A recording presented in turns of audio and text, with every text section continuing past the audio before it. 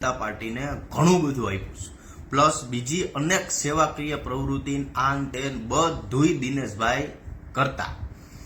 ભારતીય જનતા પાર્ટીના પોરબંદર લોકસભાના ઉમેદવાર મનસુખ માંડવિયા તેમની ઘરે ગયા હતા સાંત્વના પાઠવવા, કારણ કે ભારતીય જનતા પાર્ટીના કાર્યકરનું અવસાન થયું નથી. વાત મુદ્દાની એ છે કે જયારે રમેશ ધડુક સાંસદ હતા અને જયેશ રાદડિયા એમએલએ અત્યારે હાલ છે, ત્યારે ગમે એમના વિસ્તારની અંદર આવી રીતના આકસ્મિક મૃત્યુ થાય ને ત્યારે એમને સહાય પેટે 2, 5, 10 લાખ રૂપિયાના ચેક જયેશભાઈ કે રમેશ ધડુક આપીને આવતા. પરિવારની હાલત જોઈને દિનેશભાઈની પરિસ્થિતિ અને તેમના પરિવારની પરિસ્થિતિ આર્થિક રીતે ઠીક છે.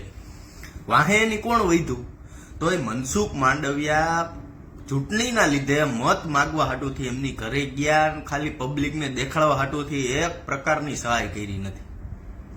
દિનેશભાઈને નથી જમીન, નથી વાહે કોઈ કરોડોની સંપત્તિ, તો ભારતીય જનતા પાર્ટીને દિનેશભાઈએ એટલું બધું આપ્યું હતું તો એ તો પાર્ટી તો ઠીક, પણ ત્યાંના સ્થાનિક નેતાઓ એને એટલું આપત, પણ આયાતી ઉમેદવાર આવ્યા ને આયાતી ઉમેદવાર 1% સહાય નથી કરી. આ રોજડાવે 1% સહાય તો નથી કરી, પણ એની ઘરે જઈને એને એની શું કહેવાય આમ પારાવિકતા લાંછન લગાડ્યું. એટલે કહીશી આયાતી ઉમેદવાર આઈએ નહીં હાલે ને કાલે નહીં હાલે. આ પબ્લિકે બહુ વિચારવા જેવી બાબત છે. જયેશ રાદડિયા સ્થિત હોય, રમેશ ધડુક સ્થિત હોય કે આપણો ગમે સ્થાનિક નેતા સ્થિત હોય તો આ પ્રકારે આ પરિવારને રજડવાનો વારો ન આવે.